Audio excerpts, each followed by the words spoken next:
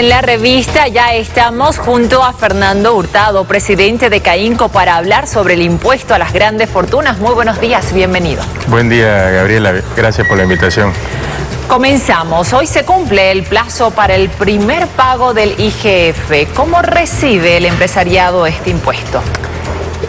Nosotros hemos tratado de hacer un análisis bastante objetivo del impuesto y tratamos de verlo desde una legislación comparada de lo que ha sucedido en otros países donde solo un pequeño puñado de países lo aplica y hay que ver el porqué. Y en esa línea está claro de que es un impuesto confiscatorio que lo que hace es que o la riqueza se esconda o la riqueza se vaya del país. Pero antes de eso hay un tema importantísimo y es que este no es un impuesto a las grandes fortunas como se lo quiere llamar. En realidad esto es un impuesto al patrimonio. Y cuando es un impuesto al patrimonio, ese patrimonio cuando no ha sido liquidado, es decir, cuando no está en efectivo, se vuelve confiscatorio.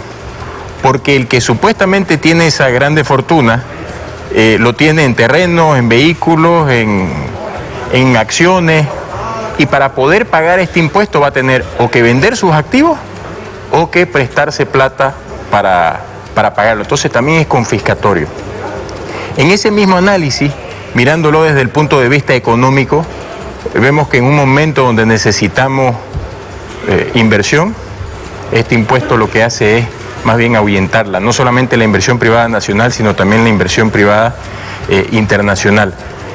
Pero un tema muy importante, Gabriela, con este tema es que solamente ataca al sector formal, cuando sabemos que hay un gran patrimonio en el sector informal que no está siendo grabado. Entonces, nosotros decimos es más o menos como ir a cazar al zoológico, ¿no? No tiene sentido. Pero más allá de eso, hay muchísimos vicios de inconstitucionalidad y muchísimos vicios de ilegalidad en cuanto a la normativa que ya está vigente. Y precisamente, ¿cómo afectará a la inversión este pago? Si yo tengo un dinero que estaba destinado, cualquier persona tiene un dinero que estaba destinado para ser invertido en el país, para generar una ampliación de la capacidad instalada, por ejemplo, de cualquier empresa, eso se va a ir a pagar, el impuesto se va a ir al TGN, no se va a ir a pagar temas de COVID, porque en ninguna parte de la ley dice que esto va a ser para temas de COVID. En la ley dice que eso se va al TGN. El TGN es una gran bolsa con miles de millones de bolivianos que vienen de todas partes, sobre todo el Banco Central, de impuestos, etcétera. Entonces, esto no tiene un destino específico. Y si fuese para el COVID, ¿por qué es un impuesto a perpetuidad? Es decir, no es temporal, sino que todos los años las personas van a tener que ir pagando. Y ahí va el tema de la ilegalidad, Gabriela, que nosotros vemos, vicios de inconstitucionalidad que también han visto muchos senadores. El primero. Vamos a entrar en ese tema en un instante nada más. ¿Ayuda a la redistribución de la riqueza este impuesto? Para nada. Absolutamente para nada. Porque es uno de los argumentos. Ese es uno de los argumentos que siempre se utiliza y ahí te comento otro dicho que se utiliza mucho ahí es fácil invitar a una fiesta pero que otros paguen. Y eso es lo que sucede con este impuesto, ¿no? No ayuda a la redistribución de riqueza, vuelvo a repetir, esto va al TGN. Lo que debería ayudar a la redistribución de riqueza es los excedentes que generan las empresas públicas. Pero hasta ahora ninguna empresa pública está generando excedentes, a no ser que sea yacimientos, que cada vez son menores sus excedentes. ¿Se hizo algún estudio técnico, económico para fundamentar el impuesto a las grandes fortunas? No hemos visto ninguno. No hemos visto ninguno. Es más, creo que ni siquiera se hicieron estudios de si es constitucional o no. Recordemos que esto sale como una propuesta electoral del presidente y sale la ley el 28 o 29 de diciembre del 2020. La primera ilegalidad acá, o inconstitucionalidad, es que es retroactivo y ningún impuesto debería ser retroactivo, porque se está pagando sobre una gestión que ya pasó. Técnicamente sigue siendo la gestión 2020, pero es el final del 2020.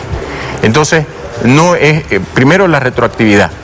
Segundo, es un impuesto que genera conflicto de competencias, Gabriela. porque la gente ya paga un impuesto sobre el bien inmueble, sobre los vehículos, desde un punto de vista, desde el municipio. Entonces, ahora uno va a tener que pagar un impuesto sobre impuesto. Y encima de eso, es un impuesto discrecional. Porque si yo pago sobre un valor catastral, ¿quién va a venir a decir que es mayor si el valor catastral o el valor de venta? Y peor aún, ¿quién va a decir cuánto debería ser el valor de venta de ese inmueble? Entonces lo vuelve discrecional y ahí pasamos a otro que es la desproporcionalidad de la multa. Es un 200%, Gabriela.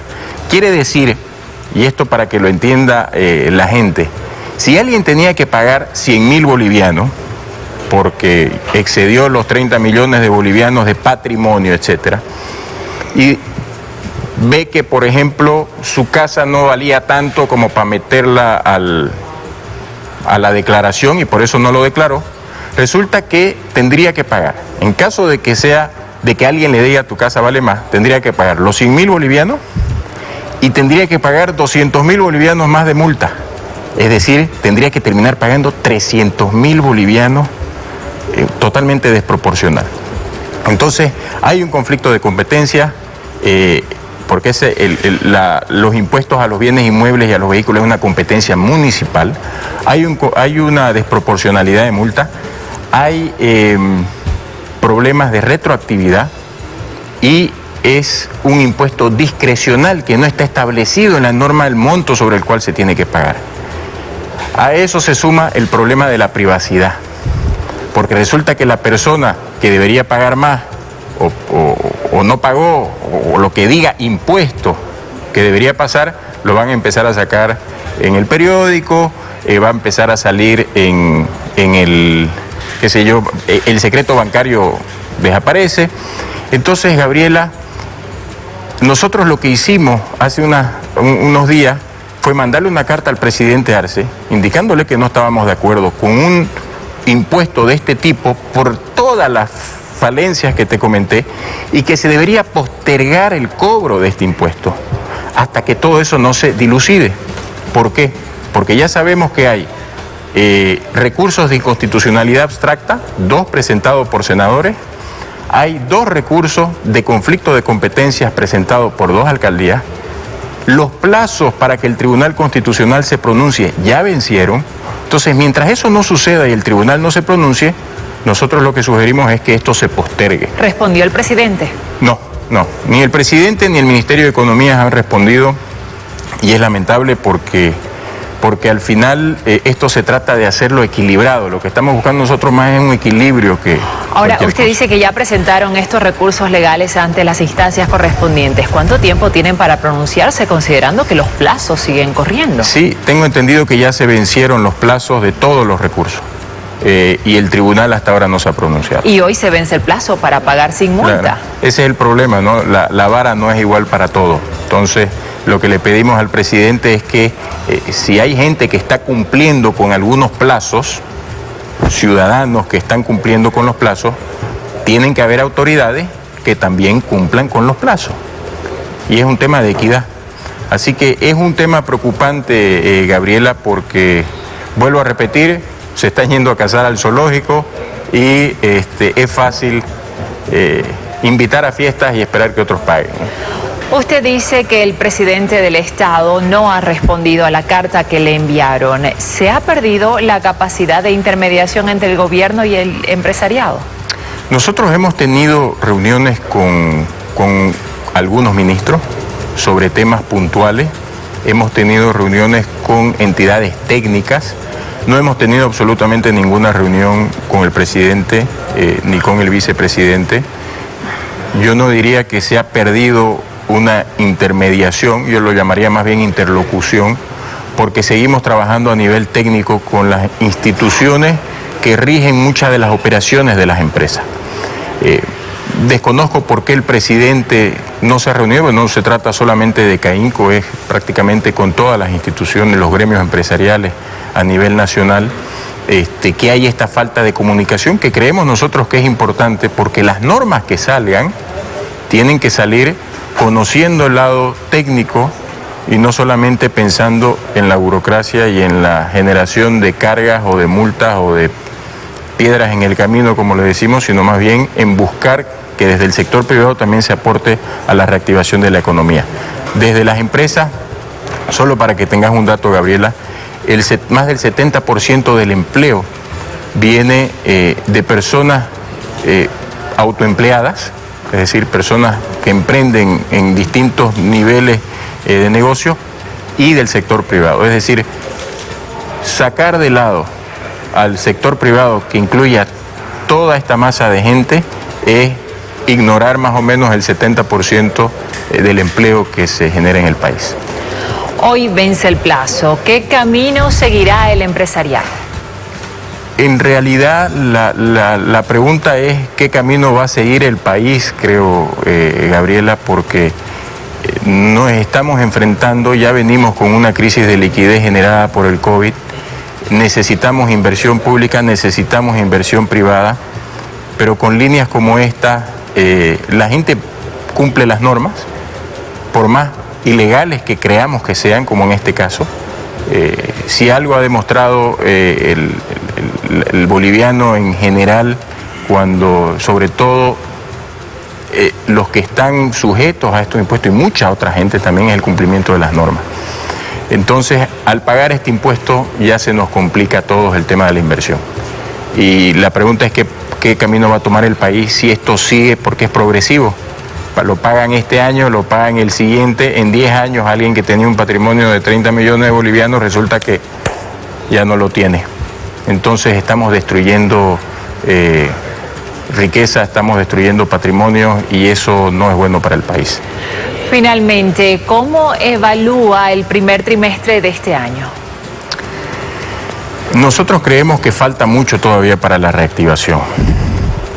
Vemos un Estado bastante enfocado hacia el sector público, lo vimos en el programa fiscal financiero que sacaron hace unos días, donde solamente habla de inversión pública, no habla de inversión privada ni de incentivos hacia la oferta. Entonces hemos visto varias medidas que han salido de incentivo a la demanda, los bonos, hay un tema muy interesante que sale desde el punto de vista de la demanda, es el único, perdón, de la oferta, que es la devolución del 5% de las compras. Es una buena medida, el problema es que todavía le falta profundizar, técnicamente es medio complicado, esa es una buena medida. Hay otra medida que es el crédito para sustituir importaciones para la industria, es una medida interesante, le falta mucho profundizar, la gente no sabe cómo acceder a él, y es un crédito pequeño, pero el problema de fondo, Gabriela, tenemos serios problemas de contrabando que están desangrando a las empresas y quitando empleo, serios problemas de contrabando en alimentos y en bienes no perecederos, y tenemos serios problemas de desempleo que hasta ahora no se han solucionado.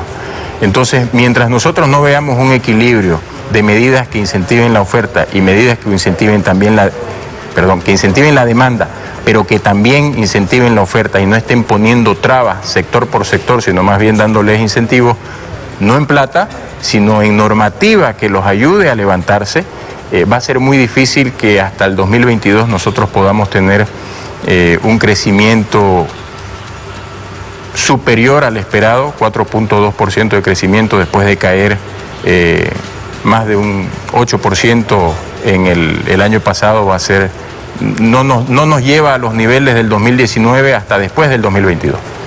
Bien, muchísimas gracias por esta entrevista. Era Fernando Hurtado, presidente de CAINCO, hablando